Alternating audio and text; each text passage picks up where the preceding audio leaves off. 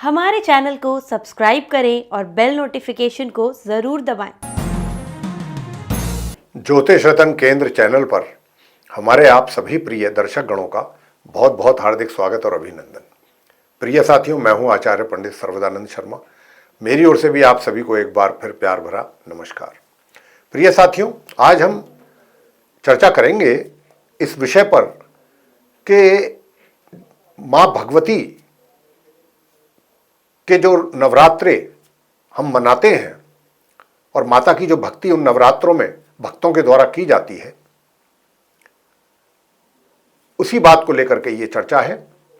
और इसका जो विशेष जो टॉपिक है, नाम है इस टॉपिक का, वो है गुप्त नवरात्रे। यानी कि ये 2024 आषाढ़ मास चल रहा है।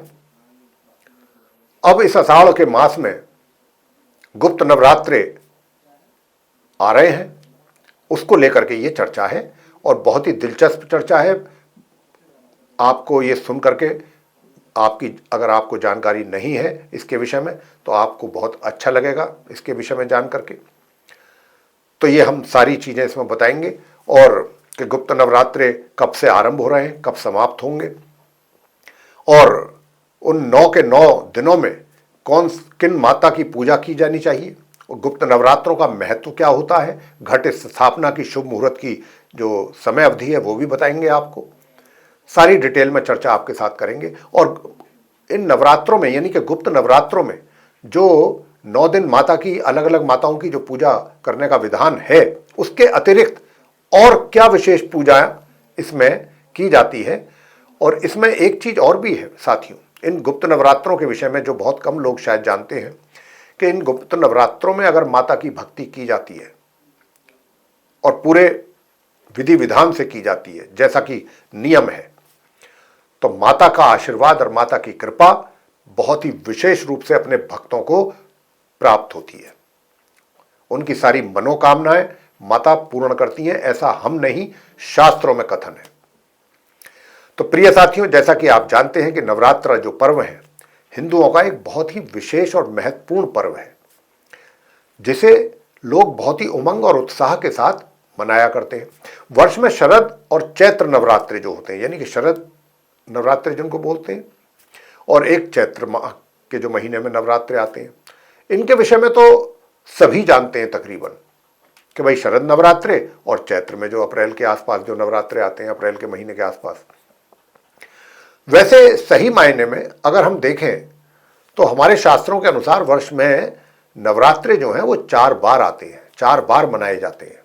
जी हाँ, एक तो ये चैत्र मास में ही हो गए जो मनाए जाते हैं, दूसरे नवरात्र आश्विन मास में मनाए जाते हैं जिनको हम शरद नवरात्रे के नाम से भी जानते हैं।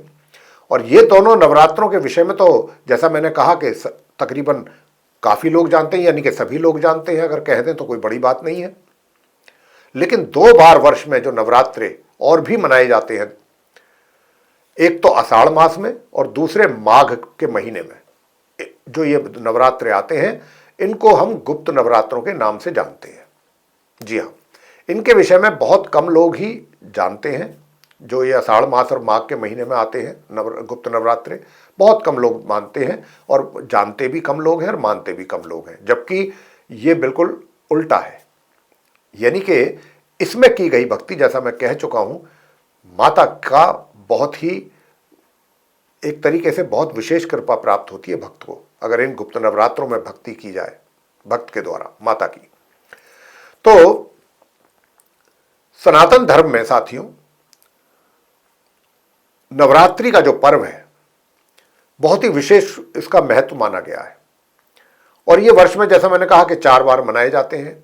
2 गुप्त नवरात्रे होते हैं, 2 नवरात्रे होते हैं। तो प्रिय साथियों, इस वर्ष 2024 में जो ये आषाढ़ का महीना चल रहा है, इसमें जो ये गुप्त नवरात्रे हैं, ये 6 जुलाई दिन शनिवार को शुक्ल पक्ष में आषाढ़ मास की ये आरंभ हो रहे हैं। अब आपको ये बताएंगे हम कि इन्हें गुप्त नवरात्रे कहा क्यों जाता है, क्यों कहा जाता है। क्योंकि इन नवरात्रों में लोग विशेष रूप से, जैसे कि तांत्रिक लोग हैं या जो सिद्धियां प्राप्त करना चाहते हैं, ऐसे लोग वो गुप्त रूप से माता की पूजा किया करते हैं। और यह पूजा वाकई ही बहुत ही गुप्त ढंग से ही की जाती है और की जानी चाहिए भी। तभी माता की विशेष कृपा भक्त को प्राप्त होती है। ये भी एक नियम है, क्योंकि इस समय पर जो भी साधना भक्त के द्वारा की जाती है गुप्त तरीके से, उसके उतने ही अच्छे और बेहतर परिणाम प्राप्त होते हैं भक्त को। गुप्त नवरात्रि जो है साथियों, अंग्रेजी कैलेंडर के अनुसार तो जनवरी फरवरी के महीने में, यानी कि जिसको माघ का महीना कहते हैं, तब आते हैं ये। और जो दूसरे गुप्त नवरात्रि होते हैं वो जून या जुलाई के महीने में, आषाढ़ के महीने में। हिंदी का महीना आषाढ़ का महीना कहलाता है। तो अब ये जुलाई है, 6 जुलाई से आरंभ हो रहे हैं, आषाढ़ का महीना चल रहा है, शुक्ल पक्ष की प्रतिपदा से ये आरंभ हो जाएंगे गुप्त नवरात्र।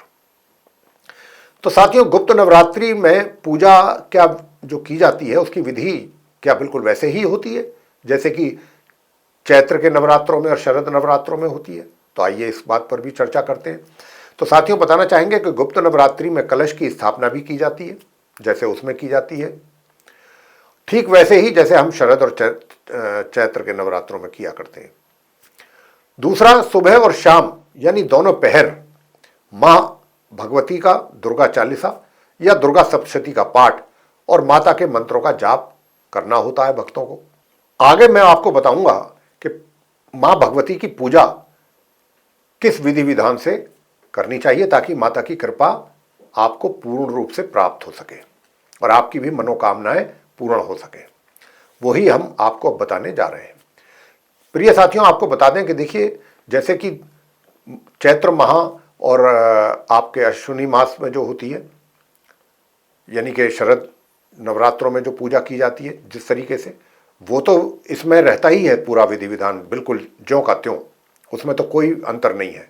उसके अतिरिक्त क्या होता है कि 10 महाविद्याएं जो हैं उनकी भी पूजा करने का विधान है और उनकी पूजा जो की जाती है, बाकी तो आप सुबह शाम करते ही हैं, कर सकते हैं जैसा मैंने कहा भी है अभी, लेकिन जो 10 महाविद्याएं हैं उनकी पूजा वो आपको गुप्त ढंग से करनी होती है, गुप्त स्थान पर करनी होती है, दूसरा कोई उसको देख ना सके, सिर्फ आप और माता के बीच में ही संपर्क रहे, तीसरा वहां पर कोई और दूर तक भी ना उपलब्ध हो। इसका आपको विशेष ध्यान रखना होता है। अगर आप अपने घर में भी करते हैं तो अर्धरात्रि के समय पूजा की जाती है। ये जो अपने 10 महाविद्याएं हैं उनकी 10 महाविद्याओं के नाम भी आपको बताएंगे, लेकिन पहले आपको बता देते हैं कि गुप्त नवरात्रि के दौरान जो आधी रात को माता दुर्गा की पूजा की जाती है, जैसा कि अभी हमने कहा, तो उनकी मूर्ति या उनकी प्रतिमा या उनकी जो फोटो है उस पर लाल रंग का सिंदूर और चुनरी जरूर अर्पित करें, उसको अर्पित करना ना भूलें। और इसके बाद माँ के चरणों में पूजा सामग्री को अर्पित करें। और माता को भोग में आपने क्या चढ़ाना है? माता को भोग में आपने लौंग, पंचमेवा और बताशे तथा फल फूल ये चढ़ाने हैं। प्रिय साथियों, माता को जो पुष्प आपने चढ़ाने हैं, फूल, वो सिर्फ और सिर्फ लाल रंग के ही होने चाहिए, इसका आपको ध्यान रखना है। और घी, देसी घी का दीपक आपने माता के जो उनकी जो प्रतिमा है या मूर्ति है उसके सामने देसी घी का दीपक जरूर जलाना है। सबसे पहले आपने देसी घी का ही दीपक जलाना है। और अब हम आपको बताते हैं कि वो कौन सी 10 विद्याएं हैं जिनके नाम अलग अलग इस प्रकार से हैं।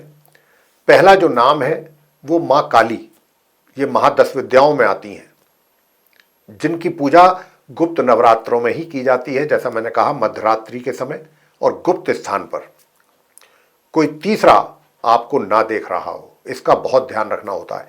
और दूसरा तारा देवी, तीसरी महाविद्या है त्रिपुर सुंदरी, चौथी माता है भुवनेश्वरी माता,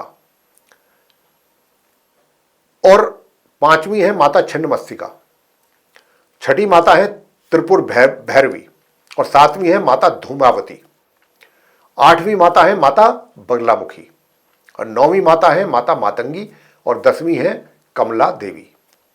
ये 10 महाविद्याएं साथियों आदि शक्ति के अवतार मानी गई हैं और विभिन्न दिशाओं की एक तरीके से अधिष्ठात्री शक्तियां हैं। ये तंत्र साधना करने वाले इन 10 विद्याओं को या महादेवियों की पूजा बहुत ही गुप्त रूप से करते हैं, जैसा मैं बार बार कह चुका हूं अपनी चर्चा के दौरान। और देवी भागवत पुराण के अनुसार इन महाविद्याओं की उत्पत्ति जो है वो भगवान शंकर जी और उनकी पत्नी सती के कारण ही हुई थी। अब आप ये जानना चाहेंगे, वो जैसे कि 9 दिन होते हैं नवरात्रि के, तो 9 माताओं की पूजा अलग अलग दिन की जाती है। वो तो आप सुबह शाम करिएगा, जैसे कि चैत्र के नवरात्रों में करते हैं और जैसे शरद नवरात्रों में करते हैं। लेकिन इन 10 महाविद्याओं की जो आपने पूजा करनी है गुप्त रूप से, गुप्त स्थान पर, वो मध्यरात्रि में होगी। और इसके लिए अब आप जानना चाहेंगे कि जैसे ये 10 महाविद्याएं, क्या रोज एक महाविद्या की पूजा करनी है, कैसे कर? जी नहीं, आपको इसके लिए नियमित रूप से 10 दिन तक 10 महाविद्या स्तोत्र का पाठ करना है। उसमें 10 माताओं का एक साथ पूजा आपके द्वारा संपन्न हो जाएगा। 10 महाविद्या स्तोत्र का पाठ आप करें। और जो आप सुबह शाम की पूजा करेंगे उसमें जो मैं मंत्र आपको देने जा रहा हूं, इन मंत्रों का जाप करके आप पूजा का शुभारंभ कर सकते हैं। जैसे कि पहला मंत्र है ओम सर्वमंगल मांगल्ये शिवे सर्वार्थ साधिके शरण्ये त्र्यंबके गौरी नारायणी नमोस्तुते। दूसरा मंत्र है ओम जयंती मंगला काली भद्रकाली कपालिनी दुर्गा क्षमा शिवा धात्री स्वाहा स्वधा नमोस्तुते। तीसरा मंत्र है या देवी सर्वभूतेषु शक्ति रूपेण संस्थिता नमस्तस्यै नमस्तस्यै नमस्तस्यै नमो नमः। चौथा मंत्र है ओम ऐं ह्रीं क्लीं चामुंडाय विच्चे। पांचवा मंत्र है ओम ह्रीं दुम दुर्गाय नमः। ये मंत्र हो गए। इनसे तो आप एक तरीके से पूजा का शुभारंभ कर सकते हैं। इन मंत्रों से पूजा का जब आप समापन करते हैं तब इन मंत्रों से समापन कर सकते हैं। इनको तो आप जब चाहें जब कर सकते हैं, 9 दिन जिस समय भी चाहें कर सकते हैं। अब हम आपको बताने जा रहे हैं कि नवरात्रों में जो 9 दिन हैं, ये तो हमने आपको बता दिया कि 10 महाविद्याएं कौन सी हैं और उनकी पूजा कैसे करनी है, किस तरीके से संपन्न करनी है 10 महाविद्याओं की 9 दिन तक, 10 दिन तक। वो आपको हमने जैसा कभी कहा आप कि भाई ये 10 महाविद्या स्तोत्र का पाठ आपको करके इन 10 महाविद्याओं को आप प्रसन्न कर सकते हैं अपनी भक्ति से। और अब हम आपको बताने जा रहे हैं कि इन गुप्त नवरात्रों में जो 9 दिन हैं, किन किन माताओं की पूजा किस तिथि में होगी, किस दिन होगी। तो साथियों, पहला जो दिन होगा प्रतिपदा तिथि होगी। उस दिन 6 जुलाई सन 2024 दिन शनिवार होगा। उसी दिन घट स्थापना भी है। घट स्थापना का शुभ मुहूर्त भी आपको अंत में जरूर बताने जा रहे हैं, हम बताएंगे।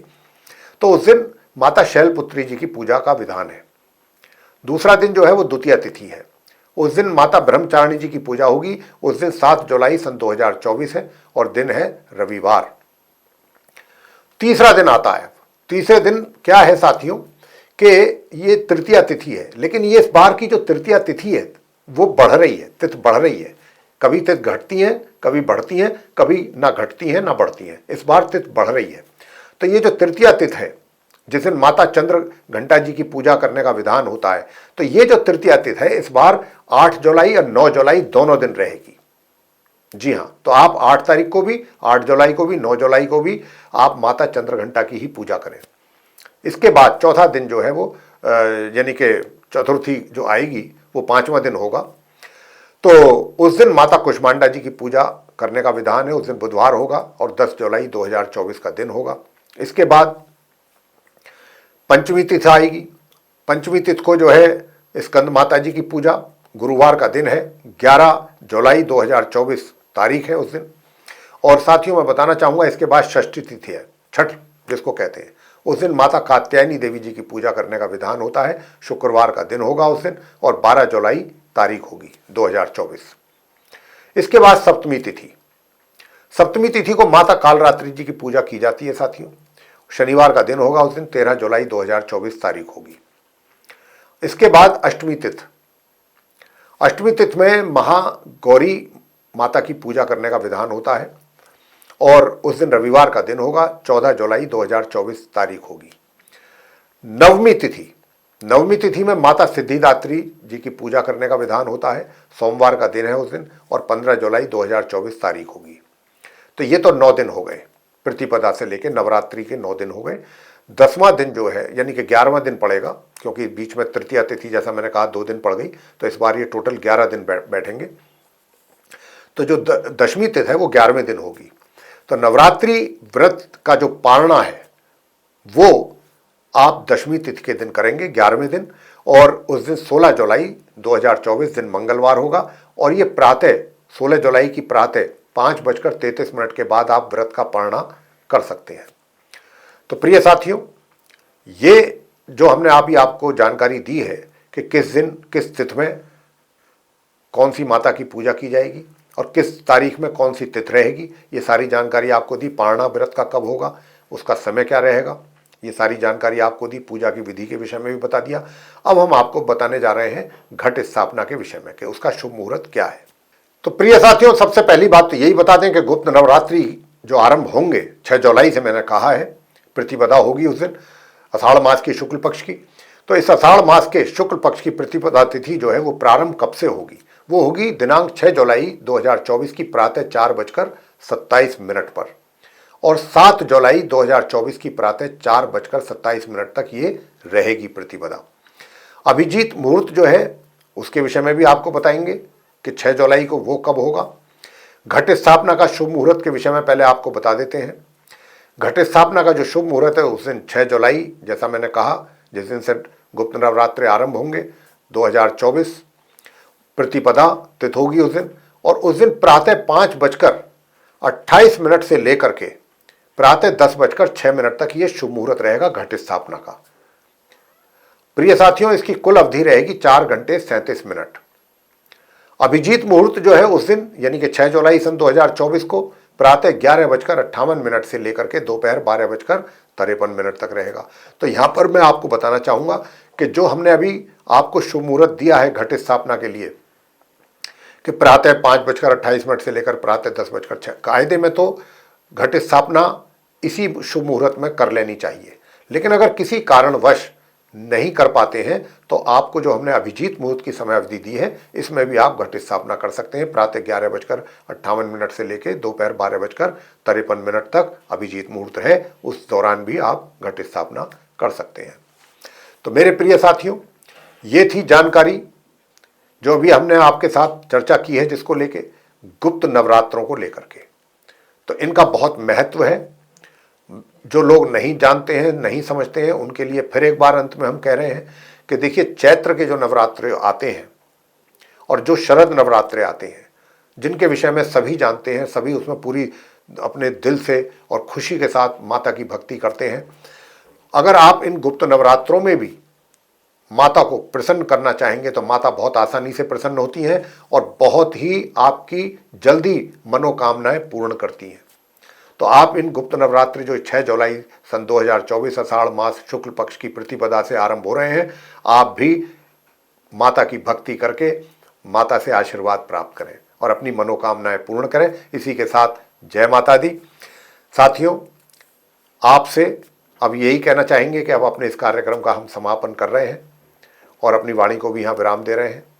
तो आप अपने जो हमारे सभी प्रिय दर्शकगण हैं, व्यूअर्स हैं, उनसे हम यही कहना चाहेंगे कि अगर आपको ये चर्चा पसंद आई है तो आप इस वीडियो को लाइक जरूर करें और चैनल को भी सब्सक्राइब करना ना भूलें, और ज़्यादा से ज़्यादा मात्रा में इस वीडियो को आप शेयर करें दूसरों के साथ, ताकि इस जानकारी का और दूसरे लोग भी लाभ उठा सकें। और यदि आप चाहते हैं कि आने वाले दिनों में जो भी वीडियोस हमारे एस्ट्रोलॉजी के टॉपिक पर बनते हैं वे सारे वीडियोस समय रहते विद नोटिफिकेशंस आप तक पहुंच सकें, तो फिर आप बेल दबाने में बिल्कुल भी देर ना करें, बेल आइकन। तो साथियों, इसी के साथ आप सभी का सहृदय बहुत बहुत धन्यवाद। जय माता दी।